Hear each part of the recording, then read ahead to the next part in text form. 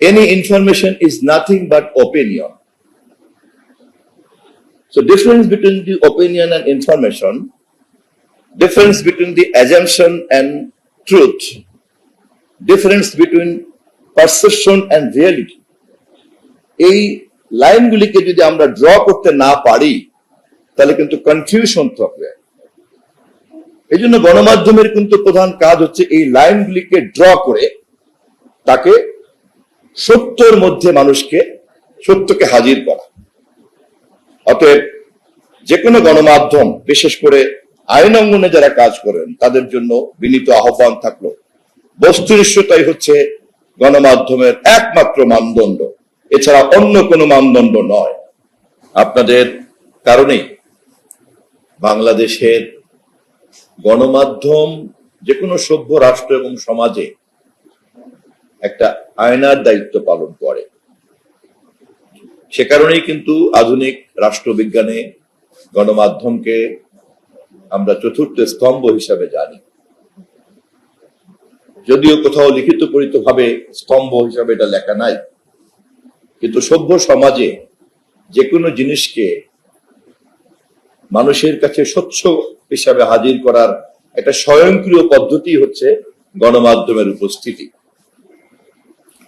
এবং এই গণমাধ্যম যত বেশি নিখুঁত ভাবে দায়িত্ব পালন করে, তত বেশি মানুষ রাষ্ট্র এবং সমাজের চলমান প্রক্রিয়া সম্পর্কে তার একটি স্বচ্ছ প্রতিফলন, প্রতিবিম্ব আকারে মানুষের মনোজগতের মধ্যে উপস্থাপিত হয়। এবং সে কারণেই নাগরিকরাও সিদ্ধান্ত গ্রহণ করতে পারে তার মালিকানাধীন রাষ্ট্র সঠিক পথে চলছে কি চলছে না। চলমান এই প্রক্রিয়াকে জনগণ অনুমোদন প্রক্রিয়া অব্যাহত রাখবে, নাকি তার সমর্থন প্রত্যাহার করবে, অথবা সে প্রতিবাদ করবে বা প্রতিবাদ করবে না, এই সবটাই কিন্তু তার সিদ্ধান্তটা নির্ভর করে গণমাধ্যমের এই দায়িত্বশীল সক্রিয়তার উপরে। সেই গণমাধ্যমের মধ্যে আবার আপনারা হচ্ছেন একেবারে dedicated for the judicial process, বিচার বিভাগের মধ্যে। রাষ্ট্রের তিনটি বিভাগের মধ্যে বিচার বিভাগ হচ্ছে আরো অনেক গুরুত্বপূর্ণ, একটা অভিভাবকের দায়িত্ব পালন করেন। এমনকি রাষ্ট্রের বিরুদ্ধে নাগরিকরা অভিযোগ নিয়ে হাজির হয়ে যাচ্ছেন, তখন বিচার বিভাগকে সিদ্ধান্ত দিতে হচ্ছে। প্রচন্ড ক্ষমতাবান সরকার প্রধানেরকে হাজির হতে হচ্ছে বিচার বিভাগের সামনে। ফলে বিচার বিভাগ কিন্তু বিজ্ঞানের সর্বশেষ, সমাজ বিজ্ঞানের মধ্যে রাষ্ট্রবিজ্ঞানের এই যে চেহারা, গভর্নমেন্ট এন্ড পলিটিক্সে আমরা এই জিনিসগুলি সবাই জানি এবং বুঝি। এবং আপনারা যারা ল রিপোর্টার্স, আপনারা এরকম একটা নাজুক, সংবেদনশীল অথচ অনিবার্য অঙ্গকে নিয়ে জনগণের সামনে প্রতিনিয়ত হাজির করার একটা দায়িত্বে নিয়োজিত আছেন। এবং সে কারণে আমরা যারা পত্রিকার পাঠক এবং বিশেষ করে আইন অঙ্গনের সংবাদকে যখন আমরা দূরবীন দিয়ে পাঠ করার চেষ্টা করি, যে জাতীয় পাঠকরা, সেই পাঠকরা কিন্তু আপনাদের প্রতি একটা বিশেষ গুরুত্ব বহন করি। আপনাদের কে মনোযোগ দেওয়ার ক্ষেত্রে কিন্তু আমরা একটা বিশেষ গুরুত্ব আমরা আরোপ করি। সঙ্গত কারণেই সে কারণে সমীহ এবং সম্মান বোধ আপনাদের প্রতি বেশি।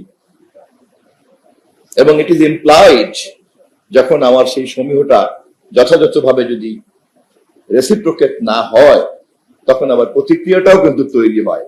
যেই সাংবাদিককে আমি এত দায়িত্বশীল মনে করলাম, সেই সাংবাদিক আমাকে এরকম একটা প্রতারিত করলো, বস্তুনিষ্ঠতা বিহীন একটা তথ্য হাজির করে দিল, অথচ তার সম্পাদিত বা তার প্রকাশিত রিপোর্ট, সংবাদের উপরে ভর করি তো আমার মতো একজন নাগরিক, আমি তো ভালো মন্দ কথা মন্তব্য করব।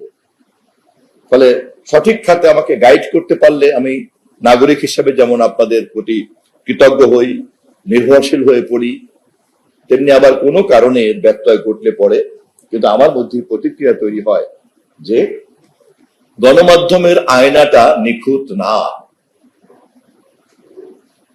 নিশ্চয়ই আমাদের অনেকের এই অভিজ্ঞতা আছে যে নিখুঁত আয়না না থাকলে আমাদের নিজের চেহারাই নিজেরা কেমন বিকৃত ভাবে আমরা দেখে দেখে থাকি। নিশ্চয়ই কারো কারো এই অভিজ্ঞতা থাকার কথা, এই প্রজন্মের অবশ্য না থাকার কথা, কারণ এখন অনেক নিখুঁত উৎপাদন হয়। কিন্তু আমরা যারা একটু বয়স্ক, আমাদের এই অভিজ্ঞতা আছে।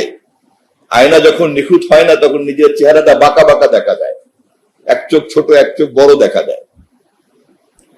অতএব রাষ্ট্র এবং সমাজের আয়না হিসাবে গণমাধ্যমকে নিখুঁত না করলে রাষ্ট্র এবং সমাজ সম্পর্কে ভুল প্রতিবিম্ব কিন্তু হাজির হবে, এবং সঙ্গত কারণে এই সমাজে নৈরাজ্য তৈরি হয়। সত্য এক জায়গাতে বাস করে এবং বিকৃত তথ্যের উপরে ভর করে কিন্তু নানান রকম সংঘাত সংঘর্ষের মধ্যে কিন্তু সমাজ জড়িয়ে পড়ে। সমাজ বিজ্ঞানী এবং রাষ্ট্রবিজ্ঞানীরা সেই কারণেই কিন্তু গণমাধ্যমকে চতুর্থ স্তম্ভ হিসাবে বিজ্ঞানের এইখানে স্থান দিয়ে রেখেছেন, এবং এটা বহু কালের অর্জিত জ্ঞানের একটা প্রজ্ঞার নির্যাস। এবং এই তথ্য বা এই বাস্তবতা গণমাধ্যম সংশ্লিষ্ট অন্যরা বোঝার অনেক আগেই ল রিপোর্টার্সকে বুঝতে হবে, কারণ তারা সমাজ এবং রাষ্ট্র পরিচালনার এরকম একটা নাভির জায়গাতে বসে তারা কাজ করছেন। আমি নিশ্চিত আমার মতো একজন সাধারণ মানুষ যদি এগুলো বুঝে থাকি, তাহলে আপনাদের মতো বিজ্ঞ সাংবাদিকরা আমার থেকে অনেক বেশি আপনারা বোঝেন, না বোঝার কোনো কারণ নাই।